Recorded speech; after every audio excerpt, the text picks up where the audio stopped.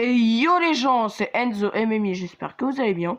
Aujourd'hui, on a eu d'autres infos à propos de Dragon Ball Xenoverse 2. Déjà, ils nous avaient prévenu qu'on allait avoir un Paikohan, du coup. Je vous avais montré les infos en vidéo et tout. Et là, sans les infos officielles, ils nous ont annoncé un topo. Oui, vous avez bien entendu, mesdames et messieurs.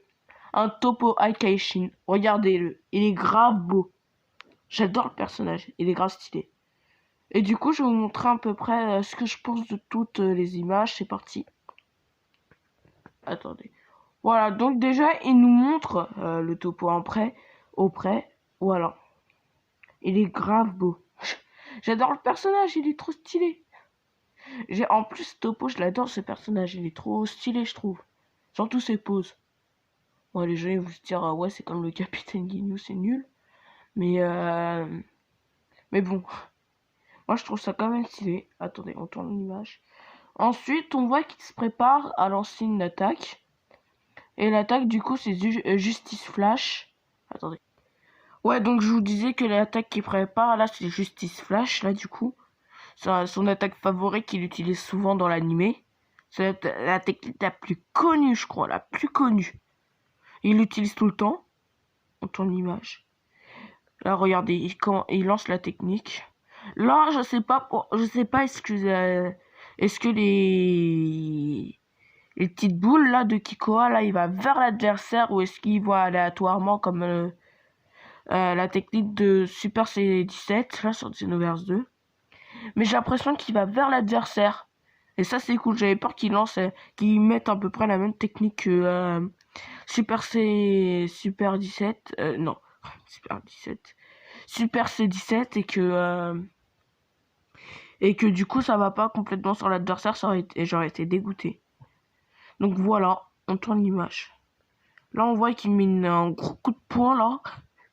Et on sent que l'adversaire ne dit pas oh ça va, c'est pas une petite douleur. Non, ça fait très... Regardez le coup. On dirait la technique de hit. On dirait la technique empalemante comme ça là, de hit. Regardez. L'aura lui transperce. C'est un truc de ouf. Ça se voit que c'est un Aikaishin. Et les gens qui se diraient mais c'est quoi Aikaishin pour les gens qui connaissent pas trop. Aikaishin c'est un peu Dieu de la destruction mais un peu en japonais quoi. Donc voilà. Donc on voit qu'il broyait la tête comme Freezer, comme il avait fait à Freezer. Vous vous rappelez dans Dragon Ball Super, genre Toppo l'avait foncé sur Freezer, il l'avait broyé la tête. Attendez, je vous montre un petit extrait.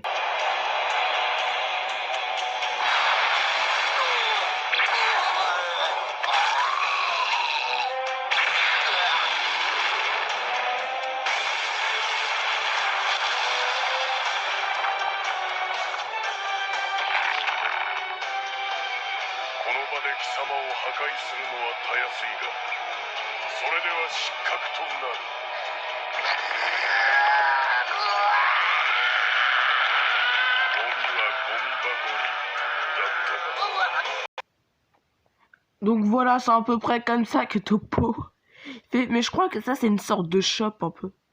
Et j'y pense, le coup de poing, ça se trouve, c'est comme je viens de vous montrer. J'ai juste le remarqué quand je vous ai montré la vidéo. C'est un truc de ouf.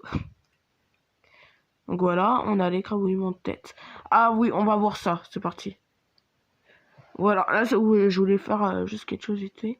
Donc on voit qu'il se prépare à faire des techniques de ouf. Ça, je crois que c'est des mascottes. Ça, je crois que c'est... j'ai entendu dire que ça, c'est la façon Topo. Et ça, je sais plus, mais... Bon, voilà, la mascotte Janemba. Donc voilà. On verra ça de plus près, c'est parti. Attends. J'ai dit c'est parti. Regardez, on voit qu'il lance un Hakai. Un Hakai, c'est la technique où Pyrrhus fait, là, comme ça, regardez. Quand il fait comme ça, et d'un coup, bim, il t'écrabouille la tête. Donc voilà. Bon, non, Pyrrhus, il écrabouille pas la tête, mais... genre, il désintègre la personne, quoi. Mais, donc voilà. Ouais, là, il lui met un gros coup de poing vers le sol, là. Bim. Je crois que le personnage, je sais pas, est-ce qu'il est vivant encore aujourd'hui? Ça se trouve, il est mort, on pourra plus le revoir dans quand il montre des images, il sera même plus là, il y aura un remplaçant tellement il a mal. Le pauvre. Et là, on voit, comme vous avez vu dans la vidéo tout à l'heure, en fait, il se prépare une petite boule. Il doit sûrement faire comme ça, là, il a une petite boule de qui? Il fait comme ça, il fait un petit truc de doigt comme ça, là, bim. Et ensuite, là, il attaque, là, il lui met pas mal de dégâts. Il remet sa main comme ça, et bim, ça explose. Ça doit se passer à peu près comme ça. Ouais. Ouais, là, c'est les techniques en plus près. Hop là. Là, c'est un truc très étrange. Parce que vous savez, moi, je sais pas parler japonais. Franchement, je suis jamais allé au Japon, j'aimerais bien un jour, mais...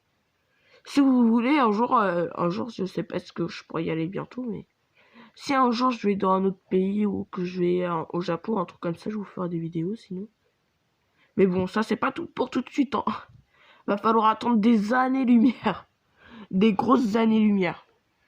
Mais là, il y a Fuel là, avec un cristaux des démons, là. Je sais pas qu'est-ce qu'il fait, mais ça doit être comme du mode histoire, un peu. Puis voilà. Et là, on a les personnages dans les figurines, du coup, dans le jeu, là, un peu de figurines. Dans Xenoverse 2. Par contre, moi, ça m'intéresse pas trop, mais le truc qui m'intéresse le plus, c'est le Vegeta Blue Evolution. Là, attendez. Oh! Voilà. Et le Topo. Et le Peikoan. Le Peikoan, il m'intéresse le moins. Il m'intéresse moins, mais... Ensuite, on a Janemba et Gogeta. Voilà. Et puis, je crois que c'est tout. Ouais, c'est tout. Donc, j'espère que la vidéo vous aura plu. Mettez un like, abonnez-vous et tout. Ça me ferait super plaisir. Donc moi maintenant, je vous dis ciao. Prenez bien soin de vous et abonnez-vous et tout, quoi. C'est très important, quoi. Allez, ciao.